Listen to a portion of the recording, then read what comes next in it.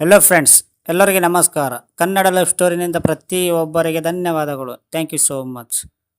ನನ್ನ ಪತಿಯ ಸಂಬಂಧಿ ನನ್ನ ಜೊತೆ ಫ್ಲರ್ಟ್ ಮಾಡುತ್ತಿದ್ದಾನೆ, ಆದರೆ ಇದು ಪತಿಗೆ ಅರ್ಥವಾಗ್ತಿಲ್ಲ. ನನ್ನ ಪತಿಯ ಸೋದರ ಸಂಬಂಧಿ ನನ್ನನ್ನು ನೋಡಲೆಂದೇ ಫ್ಲರ್ಟ್ ಮಾಡಲೆಂದೇ ಆಗಾಗ ನಮ್ಮ ಮನೆಗೆ ಬರುತ್ತಿದ್ದಾನೆ. ಈ ವಿಷಯ ಪತಿಗೆ ಹೇಳಿದರೆ ಅವರು ಗಂಭೀರವಾಗಿ ತೆಗೊಳ್ಳುತ್ತಿಲ್ಲ. ನಾನು 25 ವರ್ಷದ ವಿವಾಹಿತ ಮಹಿಳೆ.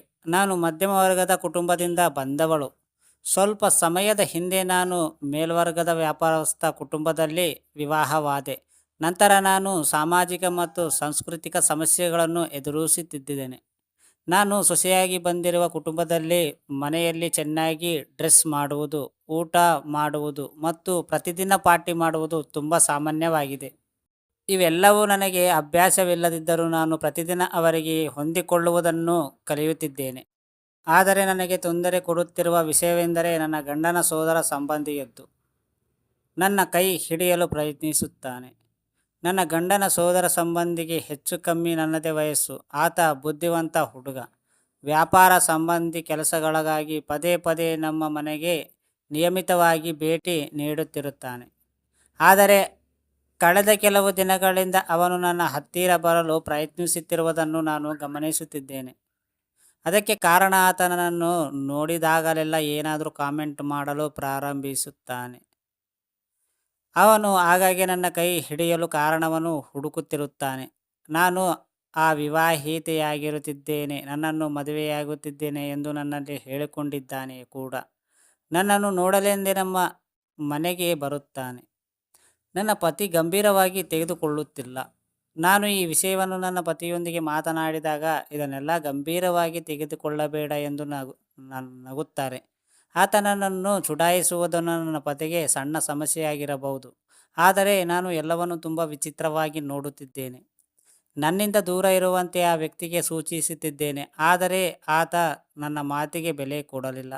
ಆತ ಈ ಅಭ್ಯಾಸಗಳಿಂದಾಗಿ ನನಗೆ ಭಯವಾಗಿದೆ. ಇದರಿಂದ ಹೊರ ಬರುವುದು ಹೇಗೆ ಎಂದು ನನಗೆ ತಿಳಿಯುತ್ತಿಲ್ಲ.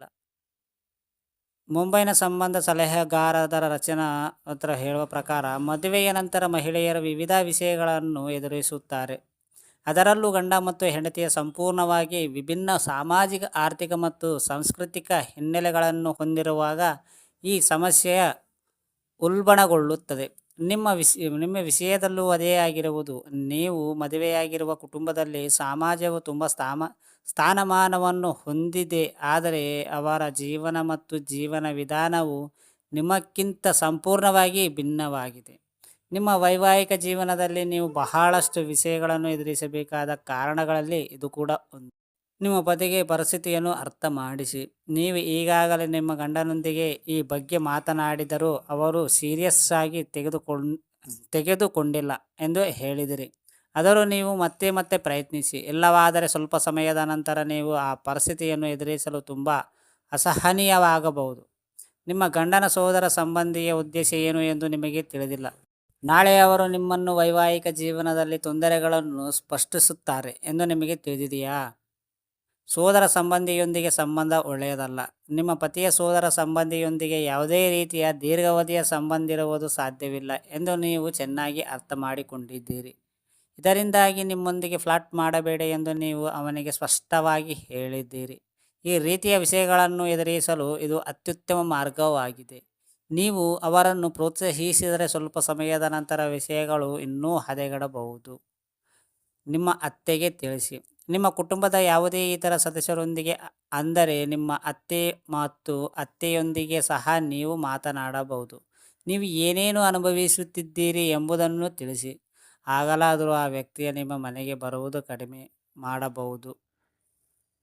ಫ್ರೆಂಡ್ಸ್, ಯಾವುದೇ ಮನಸ್ಸಿನಲ್ಲಿ ಇಟ್ಕೊಳ್ಳೋಕ್ಕೆ ಹೋಗಬೇಡಿ. ಯಾರಿಗಾದರೂ ಫ್ಯಾಮಿಲಿ ಮೆಂಬರ್ಸ್ಗೆ ಹೇಳಿದ್ರೆ ಸ್ವಲ್ಪ ನಿಮ್ಮ ಭಾರ ಕಡಿಮೆಯಾಗುತ್ತೆ. ಮುಂದೆ ಅವರ ಸಮಸ್ಯೆಯನ್ನು ಪರಿಹರಿಸಲು ಪ್ರಯತ್ನ ಪಡುತ್ತಾರೆ. ಅರ್ಥ ಆಯ್ತಾ ಫ್ರೆಂಡ್ಸ್? ಈ ಸ್ಟೋರಿ ಕೇಳಿದ ಪ್ರತಿಯೊಬ್ಬರಿಗೆ ತುಂಬ ಧನ್ಯವಾದಗಳು. Thank you so much.